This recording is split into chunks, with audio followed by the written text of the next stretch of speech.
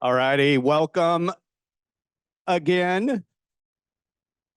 For those who don't know me, I am Pat Limbach. I serve right now as the Vice President for Research here at UC. And again, I want to thank all of you for making time to come to R&I Week. This is our kickoff event. We've been doing this now for several years, what we call the state of research. And the one thing I learned about the state of research, it's going very, very well. The second thing I learned in the past about this is nobody wants to listen to me talk about the state of research. So this year, we did something a little different. There is a card on your table that has a QR code. If you want to see the state of research report, you can access it through here. Rather than me talk about the state of research, what we're going to do today is have our faculty share what they are doing, because I don't think there's a better way to illustrate the breadth, depth, and creative talent of our institution and our researchers than to hear from them, those who do the research themselves. But before I kick off with the faculty speakers, a couple of things just for your awareness. You'll see around the edge, there are some poster boards. At 3:30 in this space, you are all invited back should you choose to come to a poster session. This is on sustainability research. It's part of our bioscience and bioeconomy Urban Futures Pathway Initiative, and we're recognizing one of UC's alums who has given some seed money to get a program off the ground. So we'll recognize him and have some of those that his gift has funded, as well as others who do sustainability research here in the building. Events, let's see, Wednesday afternoon in this space as well, there will be an AI advanced manufacturing activity. And Kravicus, what time does that go till? Is that 12:30 to 5? 12:30 to 5. And that is, it's an open event that you can come into. There's going to be a little happy hour refreshments as part of that event that we're hosting in the Office of Research. Thursday, Holly Banty, we have the Hutton's Ethics Lecture that is virtual this year. So you can register online. It's a Zoom at noon on Thursday. Transplantation Ethics. And then Friday, we have the provost and I, unfortunately, of course, Val won't be here in person, but we will be recognizing some faculty and staff who are important to our research in our institution. So it's a very full week. It's a week of celebrating all that we do here at UC. So with the preamble out of the way, I'm now going to turn it over to a group of faculty that are going to come up here that are just share a little bit about who they are, what they've been doing, why this has been good for them to focus on that, who and what do they impact with their research, and anything else they desire to say. So we will start it off with Gary. I got to advance a slide, I think. Gary Painter, Lindner College of Business. Thank you, Patrick. Well, it's really good to be here. I'm not sure exactly why I got the enviable or unenviable kind of first presentation or not, but I am really truly excited to be here. I've been here at the university now for almost a year. I think once I turn in my grades, it counts as a full year after 27 years at the University of Southern California. And what I imagine hoping to do here is mainly what I'll be talking about, but it's tied in large part to the work that I was doing at the University of Southern California, leading the Price Center for Social Innovation. So I think what I'll kind of just express is this. I hope to work with colleagues here at the university and colleagues out in the community to help address some of the complex social problems that we face. We know that private sector innovation, urbanization, and all these kind of forces in our work, globalization, have not led to those benefits accruing to all populations exactly the same.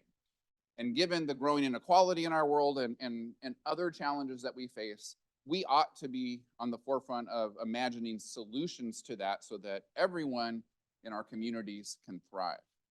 And so what we hope to establish here in partnership with the Office of Research is a lab, tentative title Urban X Lab, that has sort of 3 salient features.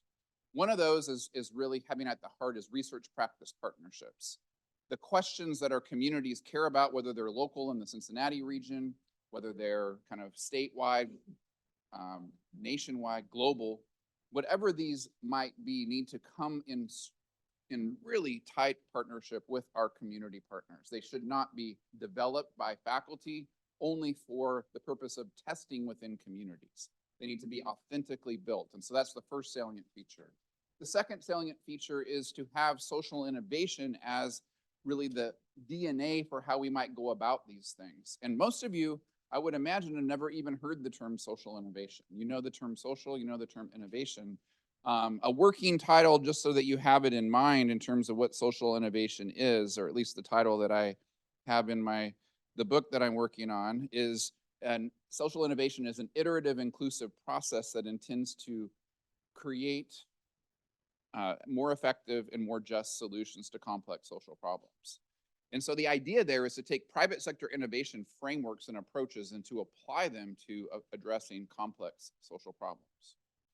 How do you go about doing that? Well, you do that through a process where you engage community in co-design iteratively, where you share power, you build power across communities, and then you move toward innovation stages of piloting and scaling and diffusion into systems. Finally, we imagine that we need new methodologies to accomplish this. We need more advanced qualitative methods, computational techniques, AI, et cetera, to come together in our spaces across the university to actually address these problems. So I'm really excited to get started here at the University of Cincinnati, working with faculty colleagues across the university, working with partners, as I said, local to global, and excited to learn from all of you and from my also faculty colleagues that are going to be sharing after me. So again, pleasure to be here. Whoever comes up on the slide, they get to be next. Thank you. Thank you, Gary. It was completely random how the order came up. Next is Tom Thompson from the College of Medicine.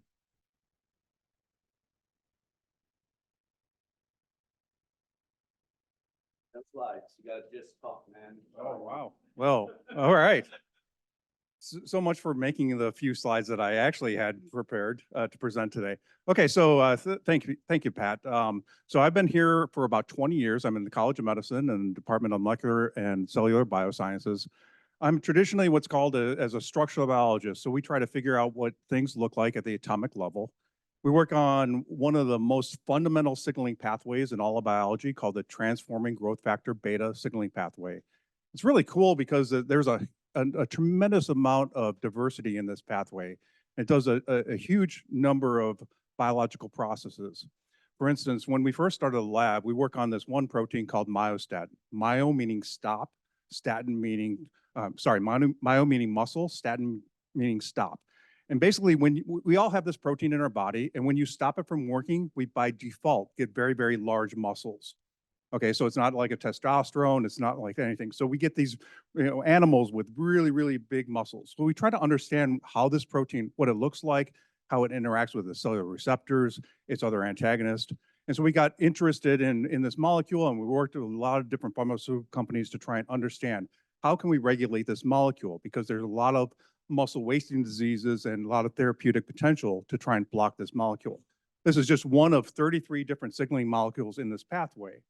And so I'm here to also highlight some of the support that we've had over the years from the VPR's office, Pat's office, and really I wanted to highlight something that has really transformed structural biology in the College of Medicine and at UC in general.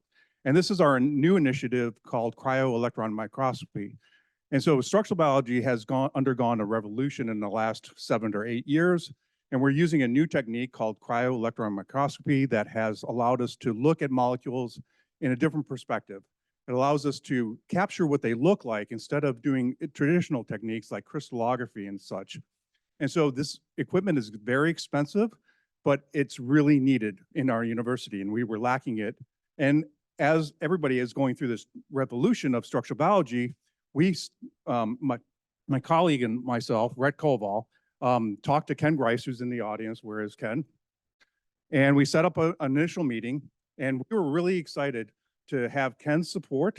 And then Ken got Pat's support, and then we got the president's support.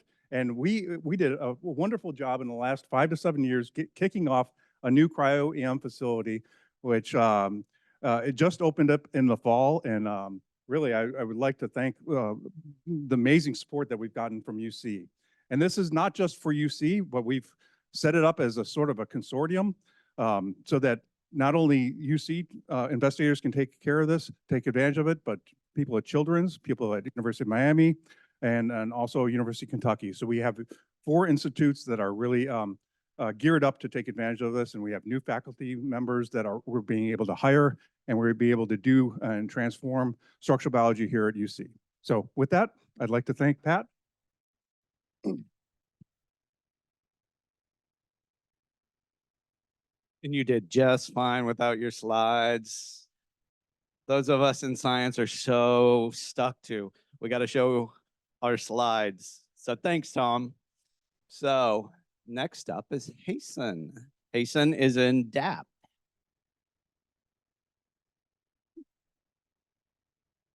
Thank you, Pat, for wonderful introduction. I'm glad to be here. My name is Hasan Jung. I'm an assistant professor of urban design in DAP.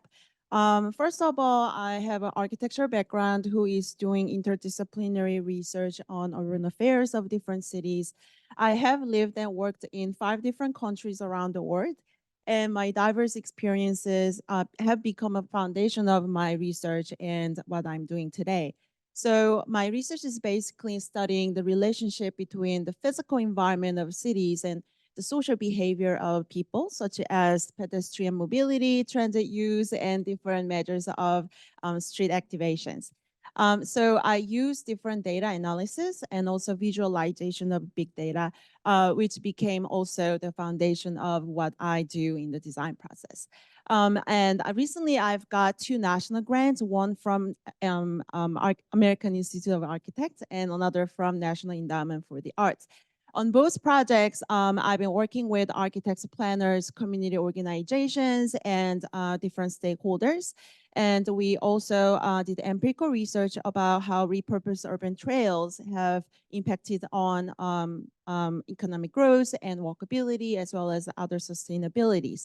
And also, we are creating design prototypes of different or underutilized urban spaces to create a small-scale public space, and working with community organizations to have more inclusive design inputs. And recently, I'm working on another project more focused on Cincinnati, which is studying the impact of public murals and street art on pedestrian traffic, crime, and other street vitality. So on that project, I'm also working with Artworks Cincinnati, which is a local art nonprofit organization.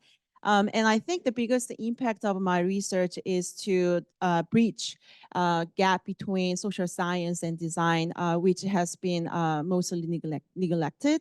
So I'm trying to make it more interdisciplinary and inclusive and applicable to different stakeholders and community people. And it's not just looking at the physical settings of cities, but also looking at social capital and other non-physical side of sustainability as well. Lastly, I'm really grateful to get the URC grant, URC Research Scholar Award from Office of Research, University of Cincinnati. So I really appreciate that. And I'm really grateful that my research has been recognized and valued. Thank you so much.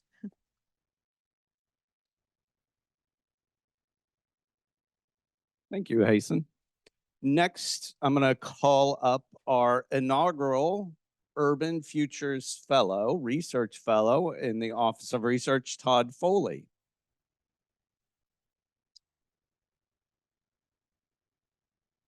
Thank you. Hello. I was told that we get 3 to 4 minutes. I'm not known for my brevity, but I wrote everything down so that I can make sure I could get it all. If I actually read this, it would be exactly 3 minutes, but I was also told that I'm not allowed to read it. So with a lot of rules. I'm Todd Foley. I am a faculty member in our College of Cooperative Education and Professional Studies. I'm also the inaugural Urban Futures Pathway faculty fellow doing research right here in Digital Futures with our nonprofit partners that are in this building. I'm very excited to share a little bit of the work that we're doing that we just got started. We literally finishing one project tomorrow, this Wednesday. So a lot of really cool things happening. I will tell you this. Nonprofits, especially the nonprofits here in Cincinnati, they often struggle to grow and scale and evolve as organizations to serve more and more people because they struggle with resources around technology. And so the idea of what the research that we're working on is how can we help support our nonprofit partners through technology like AI and automation to better do the work that they are already doing and doing wonderful things for the community. Specifically here in Digital Futures, we are partnering with Adopt a Class, who's just right upstairs. They have a headquarters here in the building along with 8 other nonprofits. Adopt a Class works with hundreds of schools in the Cincinnati region to provide mentors from hundreds of businesses and community agencies here in Cincinnati. And what they do is they send mentors into these schools to work with teachers and kids in classrooms throughout the region to talk about career possibilities and other things that kids can do and grow up to be, and what are all the possibilities. They do a really, really great job. And one of the things that they struggle a little bit with is how to expand and grow and scale that operation.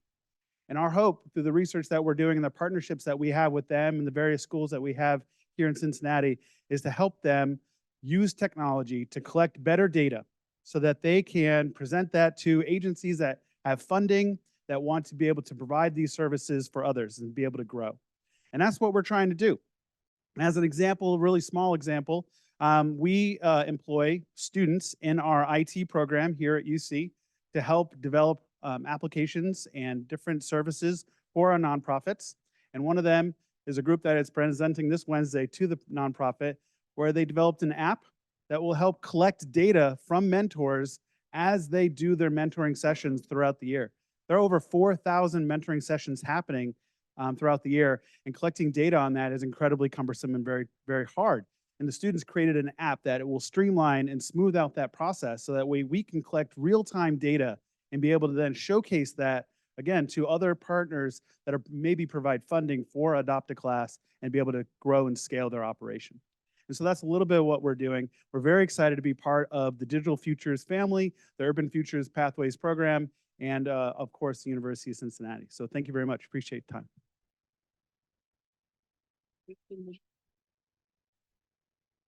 Thank you, Todd.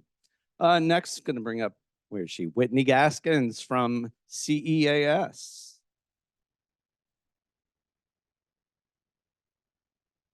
Good afternoon. Oh, okay, not call and response today. Okay. Got it. Okay, I know my audience now. I do have prompts. Just like everyone else, it's dangerous to give faculty a microphone. We like to talk. That's part of the job. But I want to go through what I do. So I actually am also in the Digital Futures building on the 2nd floor. Suite 215, come visit. We would love to see you. But our lab is called ROSE, Removing Obstacles for STEM Excellence. And we do a lot of work, exactly what it sounds like, identifying what the barriers are for persistence to go into higher ed. I focus really on STEM and in engineering, but there are barriers that are prevalent across all educational outcomes. And we try to figure out what those barriers are. And then I get the honor to work on interventions and or solutions to those problems that are identified.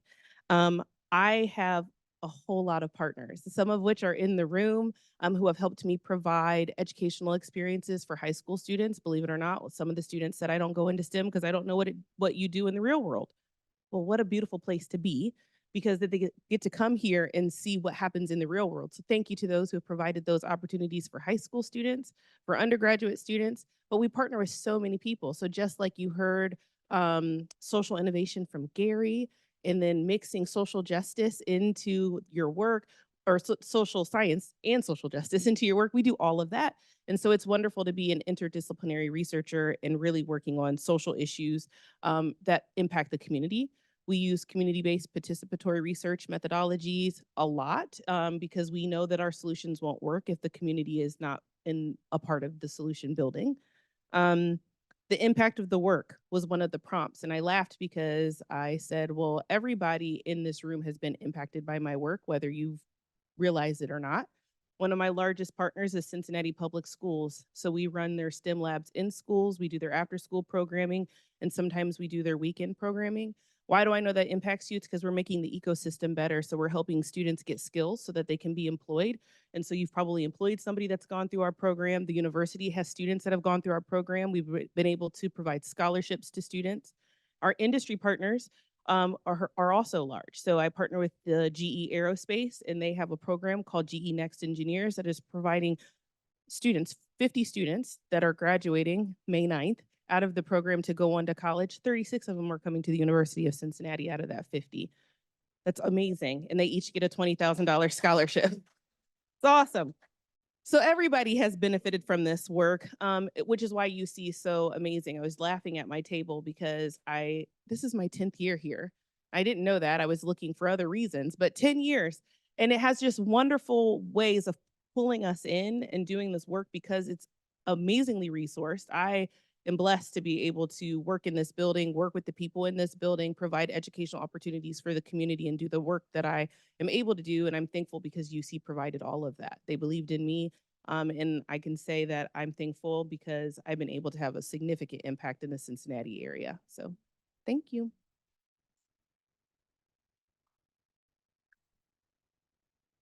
Thank you, Whitney. And now for our last faculty member, Matt Hummel from CECH. And because everybody else did so well, you actually have an extra minute, Matt, if you want to take advantage of it.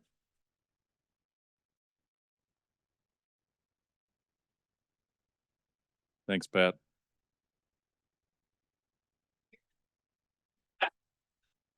Hi, I'm Whitney Gaskins. So my name is Matt Hummel. I'm in our sport administration program. I promise I won't talk about the transfer portal or NIL today because that's all my students ever want to talk about. But one of our prompts today was about what is the impact of your work?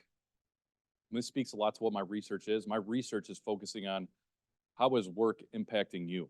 Like I focus a lot on how our traditional work experiences are affecting us behaviorally, health-wise. And I've been doing a lot on like burnout, workaholism, work-family conflict, stuff that a lot of us feel either day to day or frequently. But three of the topics or three areas going forward for me are gonna be on calling. As you can imagine, that passion, what like really motivates you to get up in the morning, whether that's a hobby or a leisure activity or it's actually your job. As you can imagine in sport, that becomes a big passion. My students often will proverbially want to go over and as far as they can to try to get a job in sport. So to me, calling is important. Another one is remote work. I started here in fall 2019. So as you can imagine, remote work has exploded since that time. And it's really changing how employees are getting their work done, what they're doing, where they're doing it, and when they're getting it done. So that's become a big important topic for me. And then the last one, and it's kind of leading into the next part, is biometrics. I say this lovingly for myself. I'm a big idiot for science and hard science. I am not the best at that. My wife's a PT. She does all of that for me, which is funny because I'm at the table with all of the healthcare and allied health sciences. So I'm trying to make sure I don't get myself in trouble on that. But we looked into it and found out that there's really very little research on biometrics for traditional employee experiences. We see data on if you go to the gym, what your Fitbit is telling you on your heart rate and your calorie burn. And we also see insurance companies want to know how long you can operate a forklift before hurting yourself or falling asleep on the job. But there isn't any details on what's it like to sit behind a desk or to answer emails or to have to collaborate with people from home or having to work remotely. How does that affect your health? And I was grateful enough that Pat and his team ended up supporting me in getting the URC grant. And one of the feedbacks they gave me was, hey, you should look into biometrics. And I made sure to implement that. And we just submitted some of our first early results. We're finding out that when people have positive work experience, like that day, when they're saying that they had a really good day, that they're getting a greater quality and quantity of positive benefits to their health than they could possibly have in one single day of a negative work experience for deficits. So to us, it's like work is still showing it's a general good. you can have a couple bad days in a row, but a good day can really overcome all that string of negative activities you have. So I bring that up. I know some of you said still submitting finals, so just know that a good day will be coming and health will be improving. But the impact for this is going to be enormous for employees. They can find ways that they can maximize the opportunities and experiences that are benefiting their health and minimizing the ones that they know they're going to be detrimental, at least in the short term. And for employers, this could be huge. I mean, we're talking about you could potentially be lowering sick days. You could be having greater retention rates, lower turnover intentions, less HR costs. So to me, this is going to be a win-win for what's going on. And then YUC for me, Pat and his team of the research office have been great. Anytime I've needed to communicate with them or feedback they've given me, it's been awesome.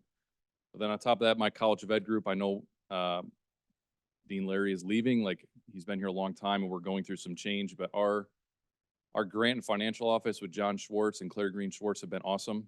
Like I said, I mean this in the nicest way. I'm not the smartest hard science person, but they have kind of given me that confidence to say, hey, we can go for some bigger grants. And I just submitted my first NSF grant in February related to the stuff I did with URC, and then we'll be submitting an NIH grant in June. So to me, it's the people here that really make a big difference. They're the one that push us forward in helping me and essentially my group in college to reach higher heights. So thank you.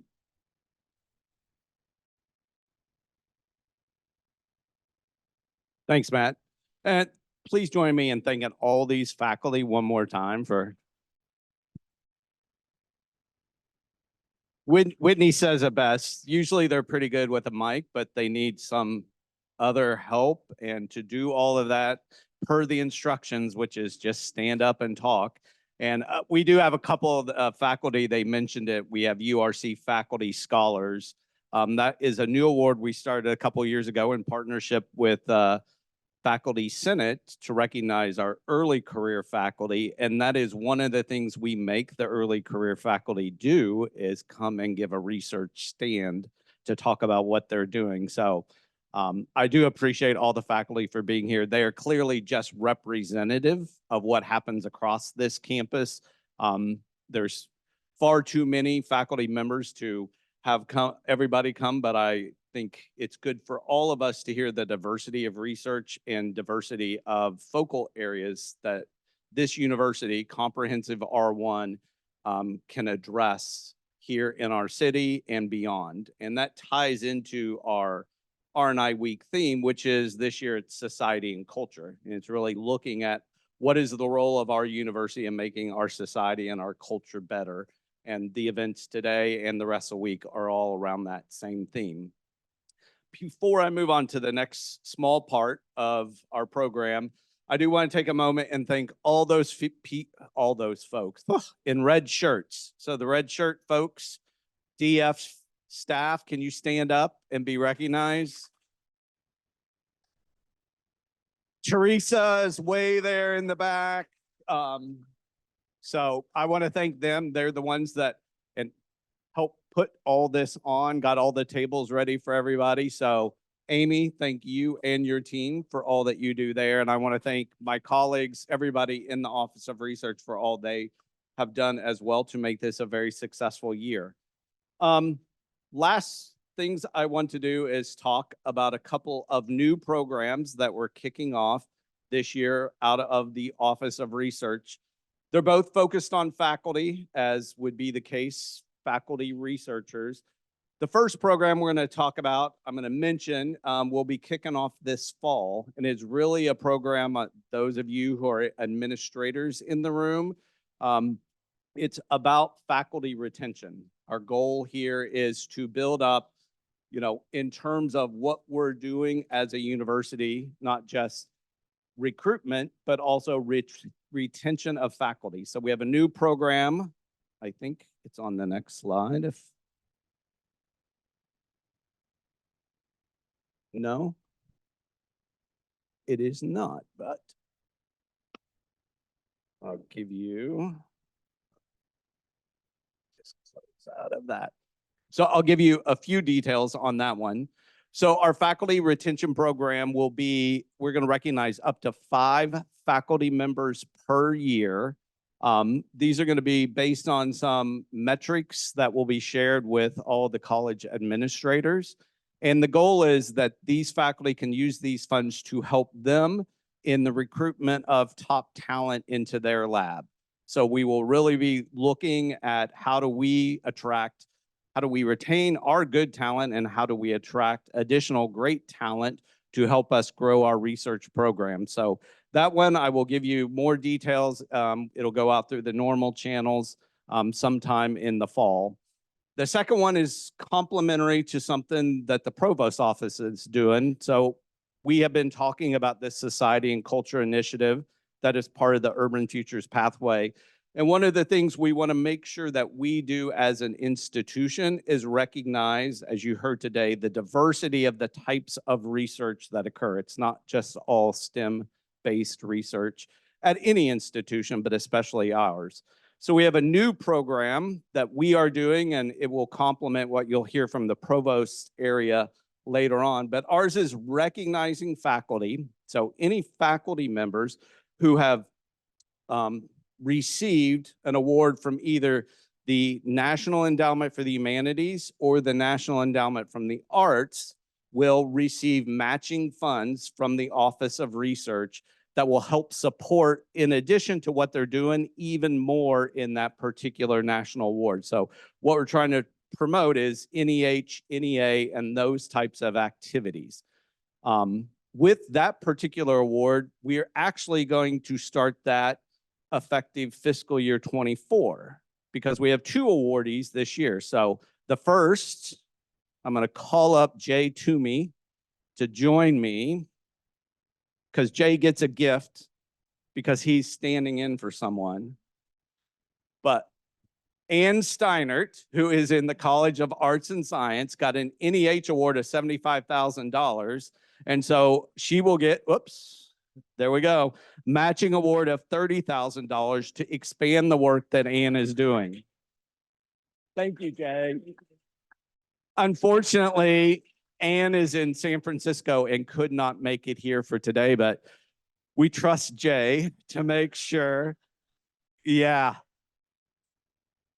That and we'll recognize Ann in the Office of Research in a separate thing. And then the other awardee you've already heard from today, because she mentioned that she has a National Endowment for the Arts Award. So Hasten, come on up. And there you go.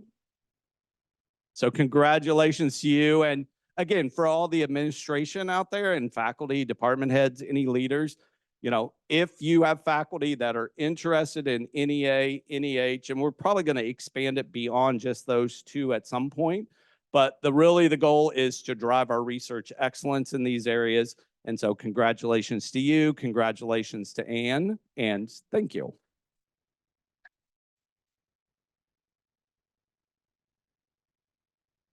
And so with that, that leaves you about 10 more minutes to, if you haven't finished your lunch, you're welcome to finish your lunch, continue your conversations. If you want to track down one of the faculty speakers, now's your time to get them. But please enjoy the rest of the time here in Digital Futures. Come back at 3:30 if you can for the poster session. And I really appreciate everybody being here. So thank you.